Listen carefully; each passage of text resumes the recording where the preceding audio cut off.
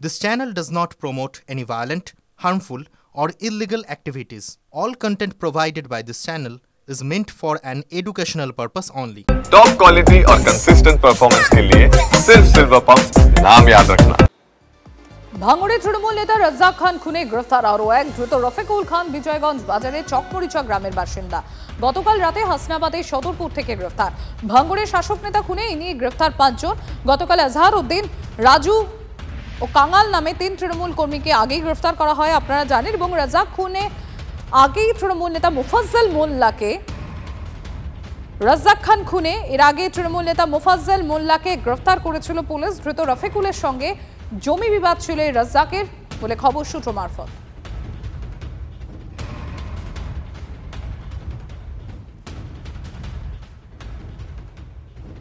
ভাঙড়ে তৃণমূল নেতা রাজ্জাক খান খুনের ঘটনায় ফের আইএসএফ এর যোগের কথা শওকত মোল্লার গলায়। ধৃত 3 জনের মধ্যে একজন তৃণমূল কংগ্রেসের কর্মী, বাকিদের একজন আইএসএফ এর পঞ্চায়েত সদস্য।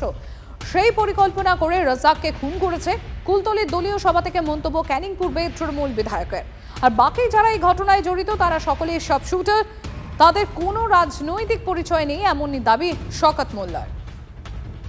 দেখুন, একজন তৃণমূল কংগ্রেসের কর্মী, বাদ বাকি একজন আইএসএফ এর পঞ্চায়েতের মেম্বার, যে 2024 সালের পর আমাদের দলে যোগদান করেছিল, আজহার বলে নাম, সেই সম্পূর্ণ পরিকল্পনা করে খুনিদের সঙ্গে নিয়ে আমাদের নেতা রাজ্জাককে খুন করেছে। ফলে পুরোপুরি যে আইএসএফ যোগ, সেটা এই বিষয়ে ক্লিয়ার। মানে কতটা কনফিডেন্সের লেভেল বুঝতে পেরেছেন? খুন করেছে, খুন করে এসে আবার শওকত মোল্লার অদরেই দাঁড়িয়ে আছে, পেছনেই দাঁড়িয়ে আছে, দাদা প্রোটেক্ট করে নেবে, হয়তো এই মানসিকতা নেই।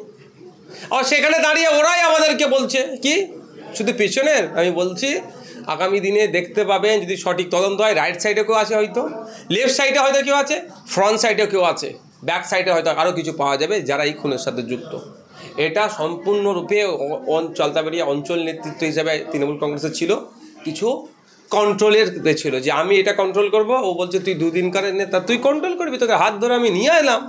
এইরকম একটা হতে হতেই এই জায়গাটা পৌঁছেছে। আজকে তৃণমূল মরছে, তৃণমূল মারছে, আর তৃণমূলের মধ্যে মুসলমানদের মারছে আর মুসলমানরা মরছে। তো আজকে সংখ্যালঘু ভাই বোনেরা, মমতা ব্যানার্জি আপনাদের ভোট ব্যাংকের জন্য ব্যবহার করে গেল 14টা বছর। কি দিয়েছে আপনাদের? আপনাদের সমাজ থেকে ডাক্তার, ইঞ্জিনিয়ার, আইএএস, আইএফএস হয় না। আপনাদের খারিজি মাদ্রাসায় পড়ানো হয়, বড় বড় স্কুল আপনাদের তৈরি করা হয়নি, বলাও হয় না সেই স্কুলে পড়ার জন্য। আপনাদের যে কমিউনিটি, যে জায়গায় আপনারা থাকেন, সেখানে নালি নেই, রাস্তা নেই, কোনো ডেভেলপমেন্টই হয়নি। কিন্তু আপনাদের ধর্মের নামে উস্কিয়ে আপনাদের শুধু ব্যবহার করে গেছেন। আশা করি আজকের পীরজাদারা এবং ইমামরা তারা আজকে প্রতিবাদ করছেন, তারা আজকে বুঝতে পারছেন। আশা করি আমার সংখ্যালঘু ভাই বোনেরাও বুঝতে পারবেন। তৃণমূল তো একটা গ্যাং, তৃণমূল তো কোনো পার্টি না, গ্যাং ওয়ার, এটাকে বলতে হবে গ্যাং ওয়ার। যেমন মাফিয়াদের মধ্যে যুদ্ধ হয়, গ্যাং ওয়ার, এটা একটা গ্যাং ওয়ার। ছোটখাটো মাফিয়া তো জেলায় জেলায় না, মাফিয়াতে যেমন এই গোষ্ঠী থাকে, ওই গোষ্ঠী থাকে, সেই গোষ্ঠী থাকতে, এদেরও তাই। খুনের মামলায় আগাম জামিন চেয়ে হাইকোর্টের দ্বারস্থ পরেশ পাল। কাকুরগাছে বিজেপি কর্মী অভিজিৎ সরকার খুনের মামলায় চার্জশিটে নাম রয়েছে বেলেঘাটা তৃণমূল বিধায়কের। বিচারপতি জয় সেনগুপ্তের এজলাসে 16 জুলাই পরেশের আবেদনের শুনানি। সুজয় পাল আমাদের সঙ্গে রয়েছেন। সুজয়, আগামীকাল এই আবেদনের শুনানি রয়েছে। একেবারে দেখো, খুনের মামলায় আগাম জামিনের আবেদন করে বেলেঘাটার তৃণমূল বিধায়ক পরেশ পাল, 2 কাউন্সিলর স্বপন সমাদ্দার এবং পাপিয়া ঘোষ তারা কলকাতা হাইকোর্টে আবেদন করেছেন বিচারপতি জয় সেনগুপ্তের এজলাসে, যে মামলার শুনানি রয়েছে আগামীকাল। এবং এই মামলাতেই সম্প্রতি সিবিআই সাপ্লিমেন্টারি চার্জশিট পেশ করে, যেখানে এদের নাম ছিল। নাম থাকার পর আদালত তাদেরকে সশরীরে ডেকে পাঠিয়েছে, অর্থাৎ উপস্থিত থাকতে বলেছে 18 জুলাই। তার আগেই তারা কলকাতা হাইকোর্টের দ্বারস্থ হলেন, অর্থাৎ আগাম জামিন পাওয়ার চেষ্টা করছেন। এবং যার শুনানি আগামী 16 তারিখে যদি তারা স্বস্তি পান কলকাতা হাইকোর্ট থেকে, তাহলে তাদের হাজিরা দিতে হবে না। কিন্তু যদি তারা স্বস্তি না পান, তাহলে তাদেরকে সশরীরে হাজিরা দিতে হবে। সুতরাং অনেকেই প্রশ্ন তুলছেন, তাহলে কি হাজিরা এড়ানোর জন্যই তারা আগাম জামিনের আবেদন করলেন কলকাতা হাইকোর্টে, যার শুনানি আগামীকাল? এটা নিয়ে প্রশ্ন থেকেই যাচ্ছে। ধন্যবাদ। দুর্গাপুরে প্রধানমন্ত্রী সভায় কেউ আমন্ত্রণ জানায়নি, কর্মীরা ডেকেছেন, দাবি করলেন দিলীপ ঘোষ।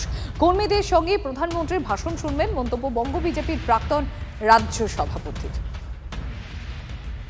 আমাকে কেউ আমন্ত্রণ করেনি, ওখানকার কর্মীরা আমাকে নেমন্তন্ন করেছে যে দিলীপ দা আসুন, একসঙ্গে আমরা প্রধানমন্ত্রীর ভাষণ শুনবো।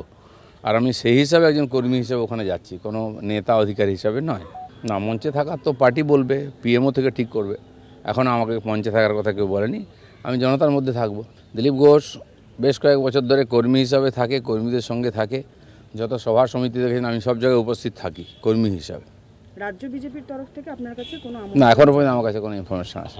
সব জায়গায় যাই না তো, ইলেকশনের সময় উনি সমস্ত পার্লামেন্টেতে সভা করছেন, আমি কি গেছি? আমি ইলেকশন লড়ছিলাম।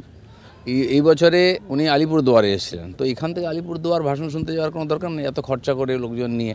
তো টিভিতে শুনেছি, যেহেতু আমাদের এখানে কাছে আসছেন, আমি ওখানে লোকসভার ক্যান্ডিডেট ছিলাম, তো কর্মীরা আমাকে রেখেছেন ওই সভায় যোগ দিতে, আমি তো চলেই যাব। দিলীপবাবু ওয়ার্ল্ড কাপ জিতলেন, দিলীপবাবু ওয়ার্ল্ড কাপ জিতলেন কারণ ওনাকে সুকান্তবাবু, শুভেন্দুবাবুরা আগের বার অমিত শাহের সভায় আসতে দেয়নি। তো দিলীপবাবু আবার ওনাদের ফিরে আসছেন বিজেপির। এটা তো বিজেপির অভ্যন্তরীণ লড়াইতে সুকান্ত মজুমদারকে, শুভেন্দু অধিকারীকে কড়া জবাব দিলেন দিলীপ ঘোষ। দিলীপবাবু দেখিয়ে দিলেন সুকান্ত মজুমদারকে, তুমি আমার কিচ্ছু করতে পারলে না, আমি আবার ফিরে এলাম। আবার সে এসেছে ফিরিয়া। এই যে বিজেপির মধ্যে যে কমেডি রিলিফটা, এটা আমাদের পক্ষে খুব বিনোদনমূলক।